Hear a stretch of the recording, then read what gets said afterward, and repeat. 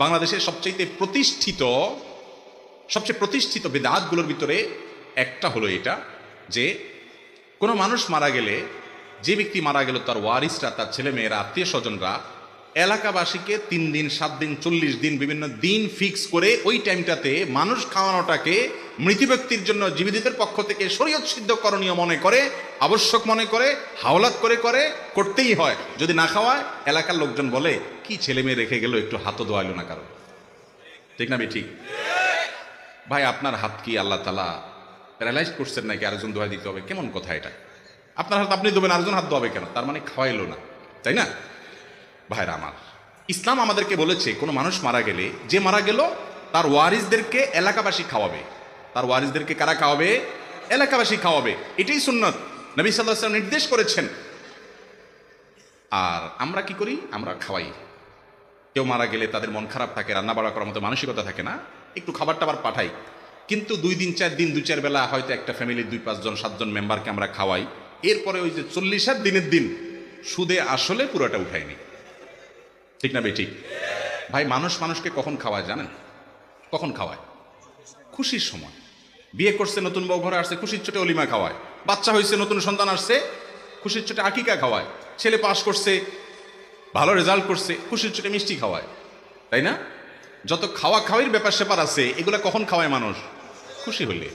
আপনার বাপ মারা গেছে, মা মারা গেছে, আপনি চিন্তা করতেছেন যাক জমির ভাগ পাওয়া গেল, বিপদ সরছে, এবার আমি এলাকাবাসীতে খুশির চোটে খাওয়াই। ব্যাপারটা কি এরকম? তাহলে আমি একটা কথা সব জায়গায় বলি, আপনাদেরকে বলছি, যুবকরা বিশেষ করে, আমরা এখন সবার হাতে হাতে নেট আছে। শ্রাদ্ধ লেখে গুগলে সার্চ দিবেন, শ্রাদ্ধ, তালিব বেসর অফালা আকার দরপরে বড় ধ, শ্রাদ্ধ। এরপরে আপনি গুগলে যে রেজাল্ট আসবে, অনলাইনে যে নেটে আপনাকে যে রেজাল্ট দিবে, সেই রেজাল্টটা আপনি একটু পড়বেন। অনেকগুলো আর্টিকেল দেখতে পাবেন, অথেন্টিক অনেকগুলো সোর্সে। শ্রাদ্ধ বলা হয় আমাদের সমাজের হিন্দু ভাই বোনরা, তাদের কোনো মানুষ মারা গেলে তারা মনে করেন যে ওই ব্যক্তির তরফ থেকে এলাকাবাসী আত্মীয় স্বজনরা যদি না খাওয়ানো হয়, ওই লোকরে স্বর্গে শুধু স্বর্ণদানা দেয় এবং খানা দেয় না, এরকম একটা বিশ্বাস তাদের আছে। সেখান থেকে তারা শ্রাদ্ধ করে। ওই শ্রাদ্ধটারই একটা রূপ হলো আজ আমাদের মধ্যে আসছে, সেটা হলো মুর্দার খাওয়ানি। কথা কি বুঝতে পারছি? এখানে ওলামা একরাম আছেন, ওলামাজার মাদ্রাসার হজরত আছেন, ভুল হলে ওনারা আমাকে সংশোধন করবেন। কোনো মানুষ মারা যাওয়ার পরে তার ওয়ারিসরা এলাকাবাসীকে খাওয়াইতে হবে, দিনক্ষণ ঠিক করে বা ঠিক করা ছাড়া খাওয়াইতে হবে। মুর্দার জন্য জীবিতদের পক্ষ থেকে এরকম কোন করণীয় কথা কোরআন এবং হাদিসে কোথাও বলা হয় নাই।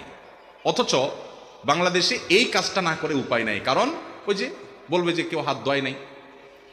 এটার জন্য হিম্মত করা দরকার। আপনার বাবা মারা গেছে, মা মারা গেছে, আপনি কি করবেন? গরিবের বাসায় খাবার পৌঁছে দেন, কোনো দিনক্ষণ ছাড়া চাউল কিনে দেন, বাজার করে দেন, অথবা এমনি টাকা পয়সা দেন।